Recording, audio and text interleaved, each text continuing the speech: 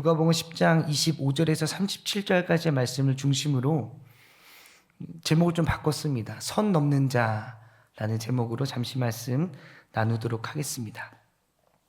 혹시 여러분은 선 넘다라고 하는 표현을 알고 계십니까? 선 넘다. 선 넘다. 여기서 말하는 선은 줄넘기는 아니고요. 여기서 말하는 선은 허용 가능한 범위를 의미합니다. 그래서 인간관계 안에서 허용 가능한 범위를 벗어나거나 넘어서 내가 소화할 수 없는 다소 과격하거나 예의에 어긋나거나 용납할 수 없는 모습들을 볼 때 우리는 선 넘네 라는 표현을 쓰기도 합니다.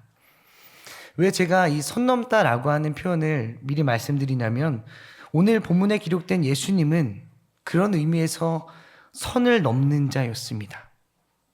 선을 그어놓은 유대인의 허용 범위를 넘는 말씀을 하셨기 때문이죠.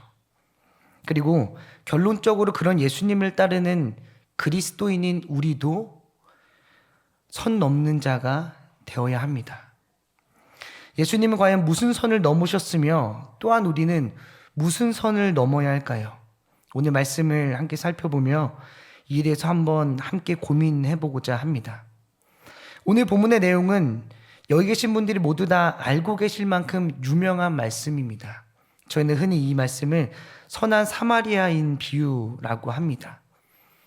오늘 함께 읽은 본문의 말씀을 크게 두 내용으로 나뉘면 25절에서 28절까지는 율법학자의 첫 번째 질문에 관해서 기록하고 있습니다. 그리고 29절에서 37절까지 말씀은 율법학자의 두 번째 질문을 기록하고 있으며 저희 모두가 알고 있는 이 선한 사마리아인 비유는 두 번째 그가 던진 질문에 대한 예수님의 대답이기도 합니다. 그 내용들을 간단하게 보시면 다음과 같습니다. 어떠한 율법학자가 일어나서 예수님을 시험하기 위해서 질문을 합니다. 25절에 보시면 선생님, 내가 무엇을 하여야 영생을 얻겠습니까? 그러자 예수님께서 그에게 반문하시죠. 26절을 보시면 율법에 무엇이라 기록되었으며 너는 그것을 어떻게 읽느냐? 그 율법학자의 질문의 의도를 알고 그에게 되물어 질문하신 것입니다. 그러자 그가 이렇게 대답합니다. 내 마음을 다하고 내 목숨을 다하고 내 힘을 다하고 뜻을 다하여 주 너의 하나님을 사랑하는 것이고 또한 내 이웃을 내 자신같이 사랑하라는 것이 율법에 기록되어 있습니다. 그러자 예수님께서는 대답하시죠. 내 대답이 옳다. 그대로 행하라. 그리하면 살 것이다. 율법학자는 율법에 대한 학자잖아요. 그 율법에 대한 학자인 만큼 율법을 잘 알고 예수님의 질문에 율법에 능통하게 대답을 합니다. 칭찬은 고래도 춤추게 한다고 하지 않습니까? 그는 더 이상 시험하고자 하는 목적이 아니라 두 번째 질문은 자기를 옳게 보이고자 두 번째 질문을 던집니다. 29절입니다. 그러면 내 이웃이 누구입니까?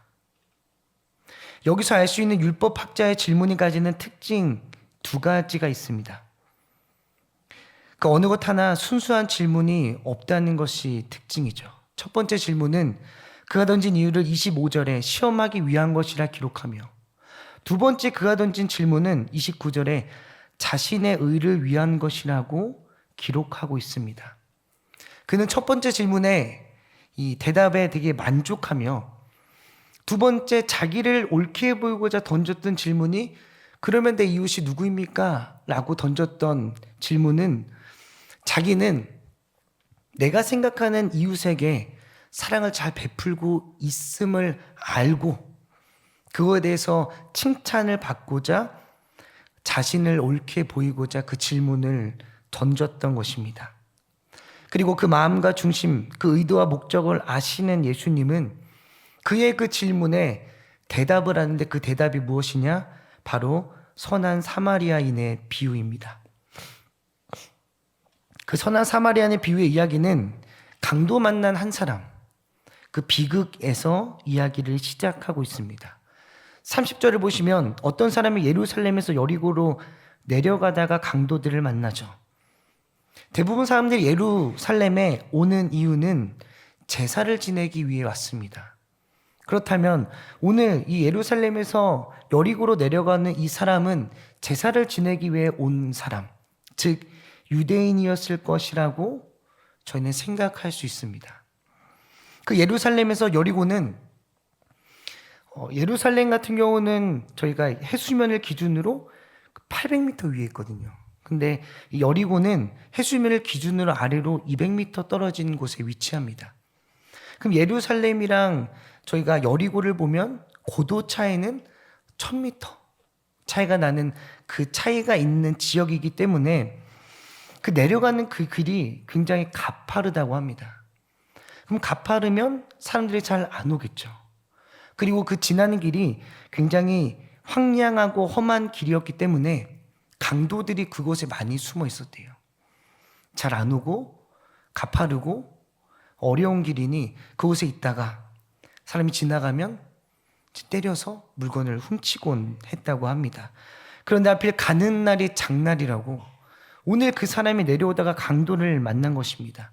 그래서 30절에 보시면 옷이 벗겨지고 맞아서 얼마나 많이 맞았으면 거의 죽게 된 채로 그를 내버려 두고 강도들은 갔습니다. 그리고 그곳에 익명의 세 사람이 지나가죠. 이름은 모르는 세 사람. 첫 번째 31절을 보시면 그 한 사람은 제사장이 그곳을 지나갑니다. 그런데 그의 행동은 31절을 보시면 그를 보고 피하여 지나가죠.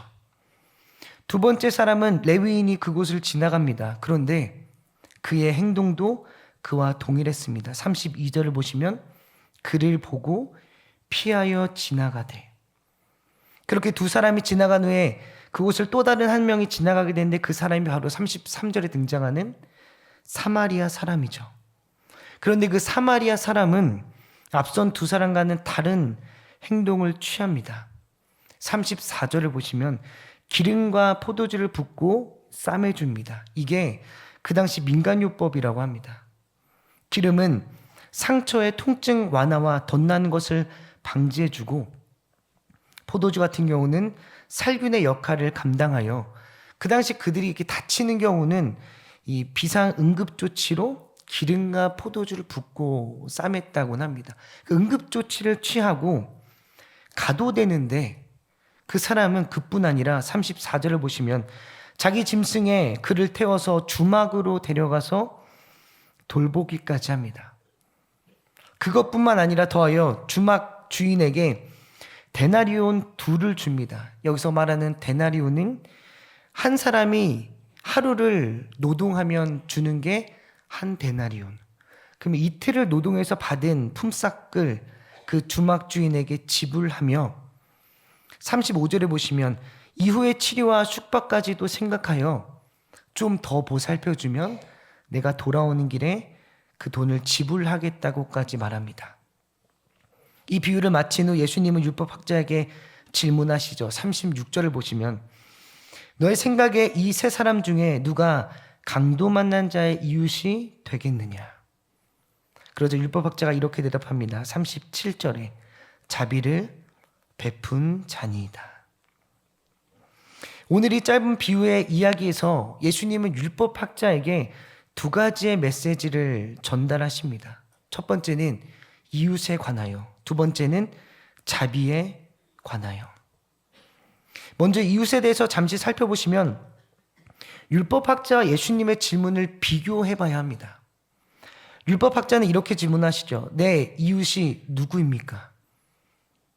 그런데 예수님은 이렇게 질문합니다. 누가 이웃이 되겠느냐? 율법학자는 이웃이라고 하는 대상에 대해서 질문합니다. 그런데 예수님은 이웃의 주체에 대해서 질문을 합니다. 그 초점을 바꾸신 것입니다. 본문의 이웃으로 번역된 헬라어는 플레시온입니다. 이 플레시온은 동질성을 가진 집단을 의미합니다. 동질성을 가진 집단. 그런 의미에서 율법학자에게 이웃이란 누군가 동족 또는 같은 종교권의 사람들, 그들이 자기가 세운 범주와 카테고리와 바운더링 안에 들어오는 사람들이 이웃이에요. 그렇다면 이 이웃이란 누구인가에 대해서 예수님이 그가 말한 이웃을 다루기 위하여 세 사람을 등장했던 것입니다. 제사장, 레위인, 사마리아인. 오늘 비유에 등장하는 제사장과 레위인은 율법학자가 말하는 이웃이라는 범주에 들어가는 사람들이었습니다. 왜냐하면 자신의 동족이었고 특히 혈통을 중시했었던 율법학자 그에게는 제사장과 레위인은 자신의 이웃이라는 선 안에 머물던 이들이었기 때문입니다. 그런데 사마리아인은 아니었죠. 그 율법학자에게 있어서 사마리아인은 선 넘는 자였습니다. 왜냐하면 이스라엘 역사를 보시면 이 남왕국, 이 남유다와 북이스라엘이 갈라지고 북이스라엘이 아수르에게 침략당해서 멸망할 때에 아수르가 모든 민족들을 데리고 와서 혼혈을 시킨 거예요. 근데 그 혼혈에서 나온 사람들이 바로 사마리아인이었습니다. 아브라함의 혈통을 강조했었던 유대인들에게는 그 사람들이 너무 싫은 거예요. 우리 피 반, 이방인 피 반, 우리 민족이 아니라고 할 수도 없고 우리 민족이라고 할 수도 없는 그들은 회색지대에 놓였었던 불편한 사람들이었습니다. 그렇게 그들은 이 사마리아인들을 경멸과 차별의 대상들로 삼았던 것입니다. 그런데 아이러니하게 차별과 경멸을 받던 사마리아인이 강도를 만난 유대인을 도와준 것입니다. 그렇게 예수님은 범주와 카테고리 안에 이웃이라고 하는 한계 안에 포함할 수도 없고 포함시켜서도 안 되는 사마리아인을 콕 집어서 그 비유에 집어넣었던 것입니다. 이를 통해 예수님은 율법학자에게 이것을 이야기하고 있는 것입니다. 뭐냐면 너가 말하고 있는 이웃이란 잘못된 생각이다. 그 이웃이란 선 안에 있었던 제사장과 레위인, 선 밖에 있었던 사마리아인을 비교하며 너가 생각하고 있는 이웃의 정의는 잘못되었어 라는 것을 그에게 이야기하고 있는 것입니다. 여러분 혹시 내 선 안에 머물고 있는 사람들에게 혹시 못하는 사람 계십니까? 우리는 솔직히 선 안에 있는 이들에게는 누구나 잘합니다. 마태복음 5장 46절 47절 말씀 한번 띄워주시겠습니까? 제가 읽어드리겠습니다. 너희가 너희를 사랑하는 자를 사랑하면 무슨 상이 있으리요? 세리도 이같이 아니하느냐? 또 너희가 너희 형제에게만 무난하면 남보다 더하는 것이 무엇이냐? 이방인들도 이같이 아니하느냐? 너희를 사랑하는 자를 사랑하는 것, 형제에게 무난하는 것, 그것은 선 안에 있는 이들을 그들에게 잘해주는 것입니다. 그런데 오늘 예수님은 이렇게 말씀하십니다. 내가 말하는 이웃 사랑에서 이웃은 그런 사랑이 아니라는 것입니다. 선 안에 있는 사람들에게는 잘하는 건 세리도 이방인도 누구나 다 할 수 있는 것이고, 내가 말하는 이웃 사랑은 너의 선 밖에 있는 이를 품는 것을 이웃 사랑이라고 한다는 것을 오늘 사마리아인을 통해서 율법학자에게 말씀하고 계신 것입니다. 즉 하나님의 율법, 내 이웃을 내 몸같이 사랑하라고 했을 때 이웃 사랑이란 나와 동질성을 가진 집단을 넘어섭니다. 내 동족, 같은 종교권, 유대인 집단을 넘어서서 이웃 사랑은 이웃에 대한 선을 그어놓는 그 안이 아닌 이웃에 대한 선을 넘어서는 것을 오늘 율법학자에게 이야기하고 계신 것입니다. 그렇다면 예수님 말씀하시는 자비란 무엇일까? 오늘 율법학자는 예수님의 질문의 37절에 자비를 베푼 자라고 대답을 하죠. 그는 곧 죽어도 사마리아인이라고 말하지 않습니다. 그는 곧 죽어도 자비를 베푼 자라고 하면 그는 어지간히 고집이 센 사람이었던 것 같습니다. 그런 우리는 여기서 또 다른 질문을 해봐야 합니다. 뭐냐면 왜 예수님께서는 굳이 제사장과 레위인을 이야기하셨을까입니다. 수많은 사람들이 지나갈 수 있고 그저 2명의 사람이 지나갔다고 할 수 있지만 예수님은 콕 집어 제사장과 레위인이라고 이야기를 하셨던 이유는 그들이 율법에 능통한 자였기 때문입니다. 제사장, 레위인, 오늘 율법학자, 그들의 공통점은 율법에 능통한 자들이었죠. 그렇게 오늘 예수님은 제사장과 레위인이라고 얘기했지만 결국 누굴 콕 집어 얘기하는 거냐면 율법학자를 콕 집어서 말하고 계시는 것입니다. 여러분, 율법학자가 첫 번째 던졌던 질문 기억나십니까? 영생을 얻으면 어떻게 해야 합니까? 그래서 내가 읽고 내가 예수님의 그에 대한 답변, 내가 율법에 무엇이라고 적혀 있으면 너는 그것을 어떻게 읽었느냐? 율법에 적혀 있는 게 무엇이고 너가 읽은 것이 무엇이냐? 기록과 읽는 것은 제사장과 레위인과 율법학자가 너무 잘하는 거죠. 그런데 제사장과 레위인, 율법학자 모두 지식에는 능통한 전문가였지만 그들에게는 행함이 없었습니다. 그렇기에 그 지식을 가졌지만 행함이 없는 자를 율법학자는 자비를 베풀지 않는 자다라고 이야기를 했던 것입니다. 그렇다면 여러분, 우리가 생각하는 자비 아래에는 행함이 있습니다. 자비란 행함이 동반되어야 한다는 것입니다. 그의 행동은, 선한 사마리아인의 그 행동은 사실은 조금 오지랖처럼 보일 때가 있죠.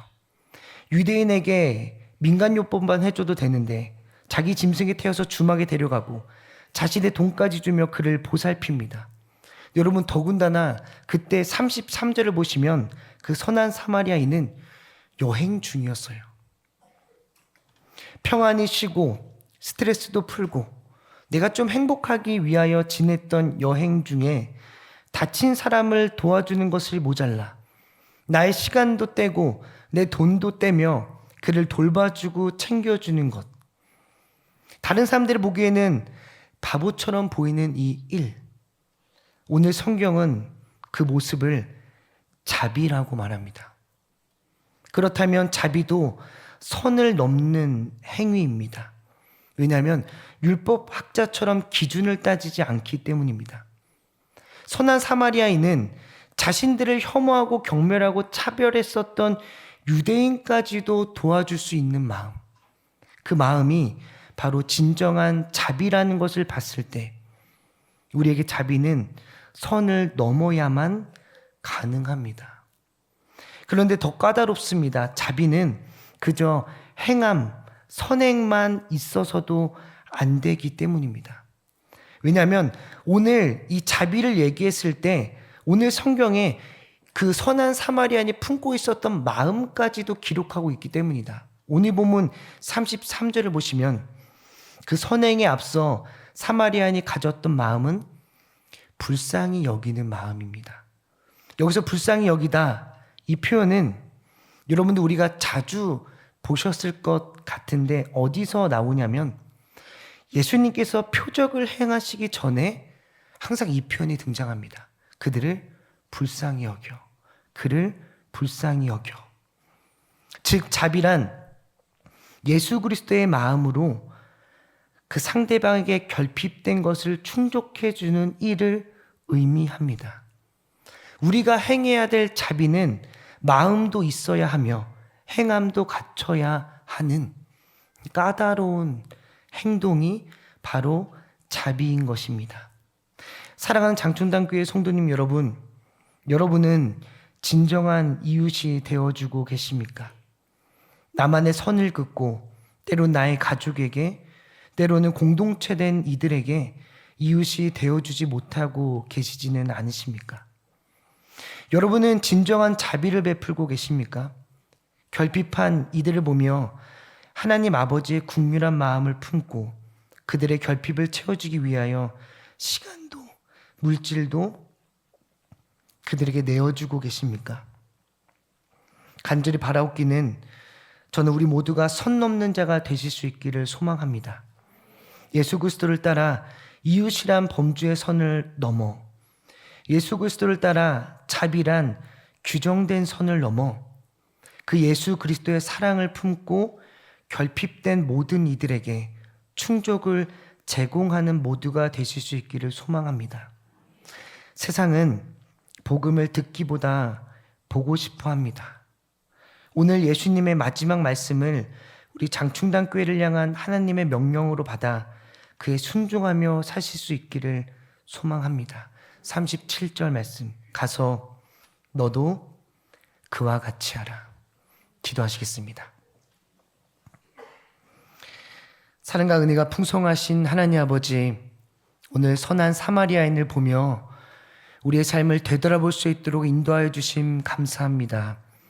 나를 사랑하는 자를 사랑하는 것, 내 형제에게 안부를 묻는 것, 그 당연한 것인 이웃을 사랑하는 마음이 아님을 기억하며 그를 넘어 내가 품지 못할 자들을 섬기는 것, 나를 미워하고 나를 혐오하며 나를 배척하는 이들을 품고 그들을 위해 헌신하는 것, 그것이 진정한 이웃 사랑임을 기억하게 하시고 주님의 귀한 자비를 기억할 때에 주님의 마음을 품고 그들이 부족하고 결핍된 것을 채워주며 나아가는 우리 모두가 될 수 있도록 인도하여 주사 선을 넘는 그리스도인의 삶을 살아가는 우리 모두가 되게 하여 주시옵소서. 감사드리며 사랑 많으신 우리 주 예수 그리스도의 이름으로 간절히 기도드립니다. 아멘.